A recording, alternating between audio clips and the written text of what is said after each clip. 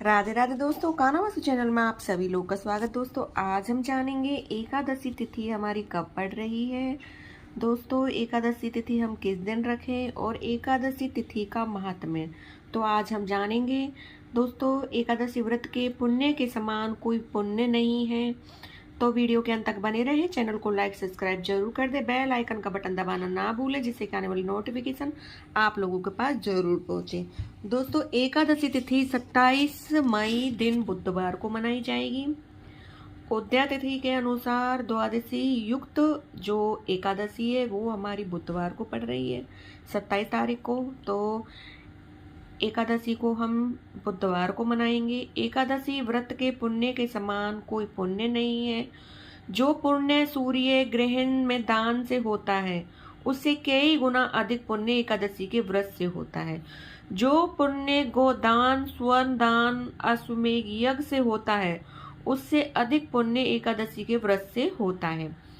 एकादशी तिथि करने वाले के पितर नीच योनि से मुक्त होते हैं और अपने परिवार वालों पर प्रसन्नता बरसाते हैं, इसलिए व्रत करने वालों के घर में सुख समृद्धि बनी रहती है। धन धान्य पुत्रादि की वृद्धि होती है, कीर्ति बढ़ती है, श्रद्धा भक्ति बढ़ती है, जिससे जीवन रसपन बनता है, परमात्मा की प्रसन्नता प्राप्त होती है। विष्णु भगवान की प्रिय है एकादशी, तो इससे भगवान बहुत ही ज्यादा प्रसन्न होते हैं। पूर्व काल में राजा नहुस, अमरीश, राजा गांधी आदि जिन्होंने भी एकादशी का व्रत किया है उन्हें इस पृथ्वी पर समस्त ऐश्वर्य प्राप्त हुआ है। भगवान शिव जी ने नारद से कहा है, एकादशी का व्रत करने से मनुष्य को 7 जन्मों के पाप नष्ट हो जाते हैं। इसमें दोस्तों कोई संदेह नहीं है। एकादशी के दिन किए हुए व्रत गोदान आदि अनंत गुना पुण्य देने वाला होता है, लेकिन इसका कुछ नियम भी होता है। एकादशी का जो व्रत है वो एकदम नियम से अच्छे से हमें करना चाहिए। एकादशी के दिन करने योग्य बातें दोस्तों, इस दिन हमें स्नान करके गंगा जल से या पवित्र नदी से, या पवित्र नदी हमारे पास नहीं हो तो गंगा जल जो है वो अपने नहाने वाले पानी में मिला करके उससे नहा करके वही हमें फल प्राप्त होगा। उसके बाद में हमें अपने पूजा स्थल पर बैठ जाना है, पूजा करनी है। दोस्तों इस दिन विष्णु सहस्त्र नाम हम 20 माला गुरु मंत्र कर लेते हैं। अगर घर में झगड़े हो रहे हो या कुछ भी गलत हो रहा तो वो सब शांत हो जाता है विष्णु भगवान की कृपा से।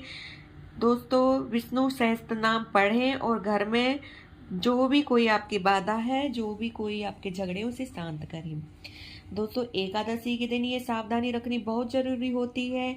महीने में एकादशी 2 बार आती है। दोस्तों एकादशी का व्रत पाप और रोगों से स्वाहा कर देता है, लेकिन वृद्ध, बालक और बीमार व्यक्ति एकादशी ना रखें।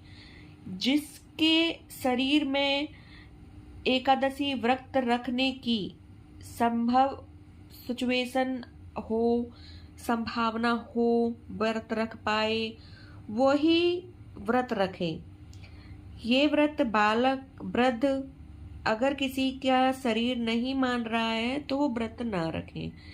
दोस्तों इसमें चावल का त्याग होता है। 10वीं तिथि से चावल छोड़ दिए जाते हैं। एकादशी के दिन भी एक 10वीं और एकादशी के दिन चावल कोई नहीं खाता है। और धार्मिक ग्रंथ में एक एक चावल, एक एक कीड़ा खाने का पाप लगता है। तो ऐसे में दोस्तों हमें 10वीं तिथि से हमें चावल छोड़ देना है और हमें द्वादशी में जब हम अपना व्रत खोलते हैं, जब हम पारण करते हैं, उस समय हम चावल से बनी खीर का भोग भगवान विष्णु को लगाते हैं, फिर खुद ग्रहण करते हैं। तो ये बहुत ही हमें लाभ मिलता है, पुण्य मिलता है।